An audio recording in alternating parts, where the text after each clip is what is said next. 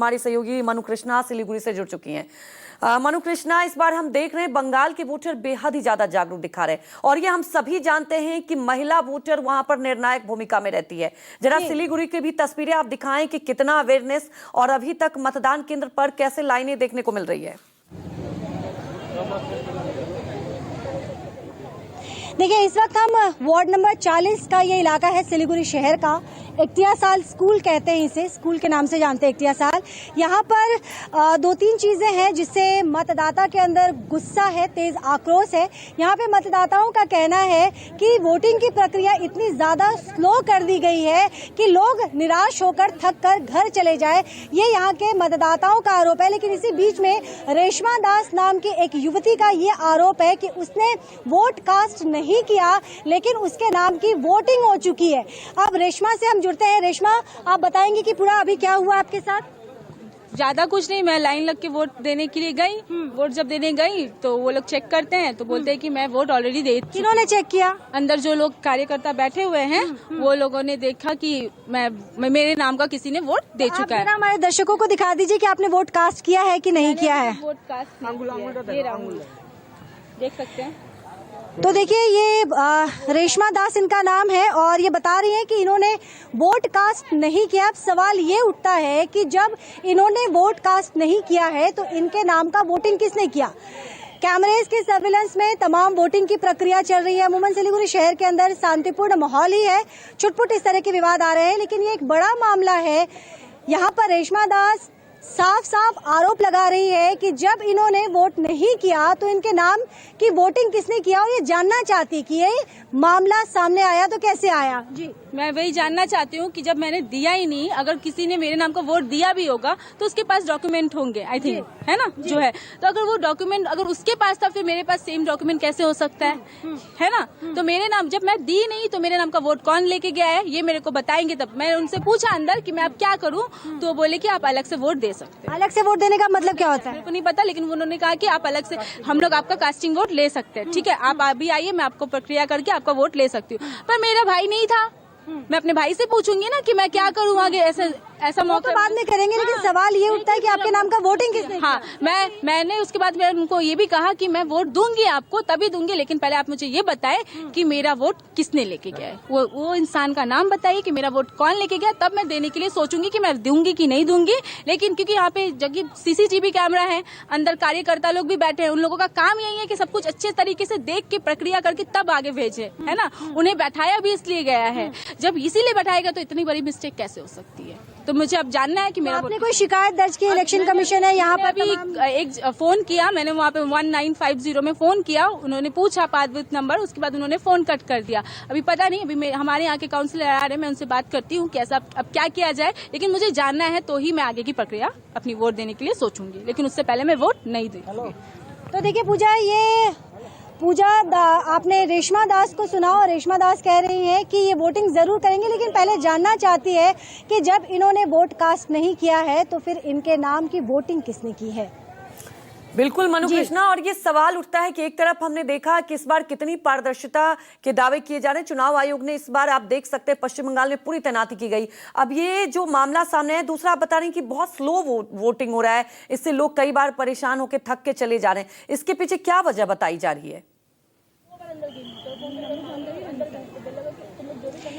यहाँ जो मैं लोगों से बात कर रही थी, उनका यही कहना है कि ऐसा माहौल क्रिएट किया जा रहा है कि पूरा यहाँ पे लोग जो मतदान करने आए हैं उन्हें इतना ज्यादा थका दो, इतना ज्यादा परेशान कर दो, क्योंकि देखिए धूप लगातार बढ़ रही है, आप देख सकते हैं, गर्मी भी हो रही है। ऐसे में जो बुजुर्ग लोग हैं या फिर जो बीमार लोग हैं, जो हर सिचुएशन में वोट कास्ट करने आए हैं, क्योंकि एक बड़ा तबका परिवर्तन की बात कर रहा है, तो वही तबका कह रहा है कि इन्हें इतना ज्यादा थका दो, इतना परेशान कर दो कि ये अपना बहुमूल्य कीमती वोट ही ना कर सके। बिल्कुल, और ये बड़ा सवाल उठता है क्योंकि हम देख रहे हैं, चाहे किसी भी केंद्र पर देखा जा रहा है, भारी संख्या में लोग पहुंच रहे हैं मनु कृष्णा, उसके बावजूद अगर ये प्रक्रिया हो रही है सिलीगुड़ी में, तो अपने आप में सवाल है। अब सवाल उठता है कि चुनाव आयोग से ये शिकायत की गई है, वहां पर जो काउंसलर हैं, तो क्या कुछ कहा जा रहा है कि क्या इसको सॉर्ट किया जाएगा? क्योंकि अभी भी देखिए वक्त है, अभी भी लोग मतदान केंद्र पर पहुंच सकते हैं, क्योंकि अभी करीब 2 बजे का वक्त होने जा रहा है।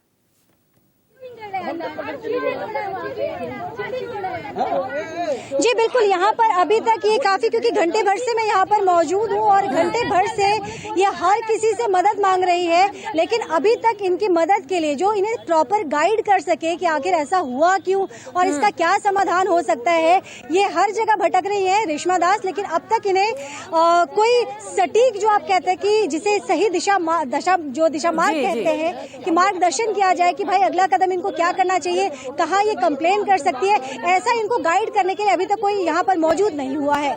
मनु कृष्णा, आपके पीछे कुछ मुझे वोटर भी दिखाई दे रहे हैं, अगर संभव हो पाता है तो जरा उनसे भी आप जानने की कोशिश करें कि अगर इस बार परिवर्तन की बात कही जा रही है तो अगर वो परिवर्तन होने जा रहा है तो क्या अहम मुद्दे हैं?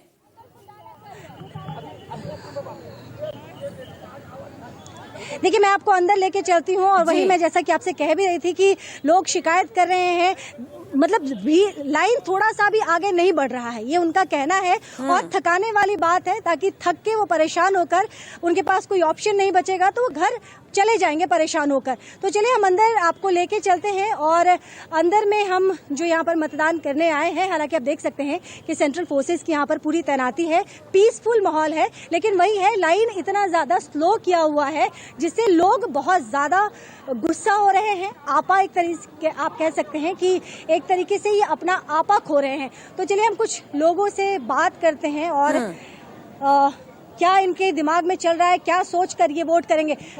লাইন আগে बढ़ी कि नहीं बढ़ी आपकी?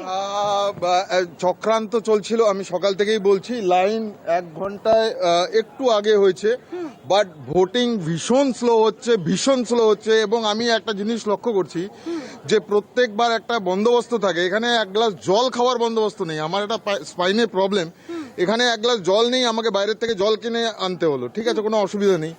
লাইন এগোচ্ছে না, লাইনের অবস্থা খুব খারাপ, ভোটাররা এখানে দাঁড়িয়ে আছে, স্লো ভোটিং হচ্ছে যাতে ভোটাররা বাড়ি চলে যায় বিরক্ত হয়ে।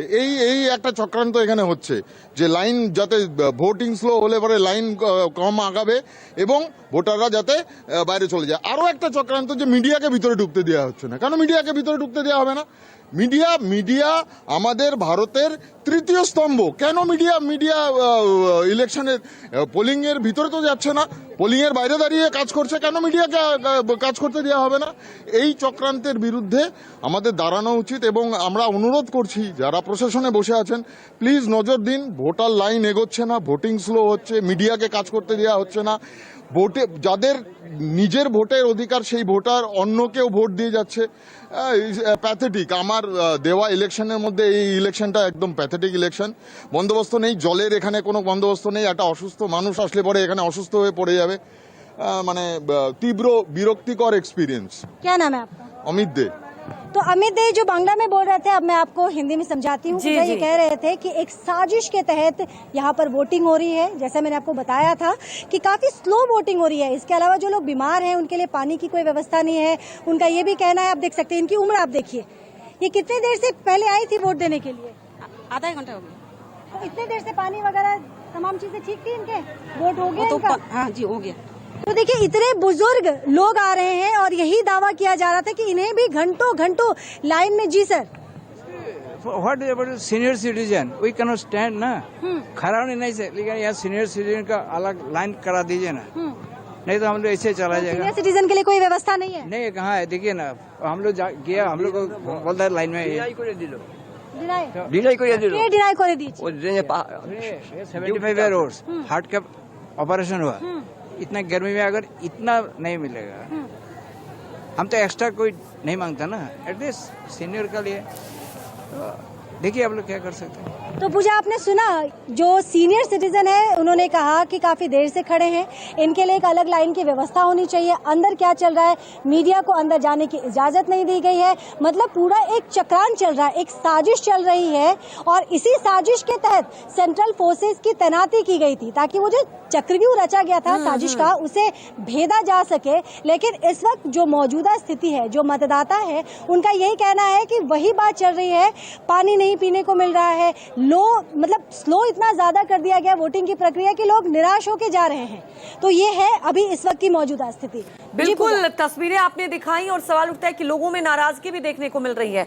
हालांकि मनु कृष्णा, देखने वाली बात यह है कि जो दावे किए जा रहे थे इस बार, देखिए पहले से था कि चुनाव बहुत स्मूथ हो, लेकिन इस सिलीगुड़ी की बात की जाए जहां पर आप मौजूद हैं, लोगों को परेशानी हो रही है।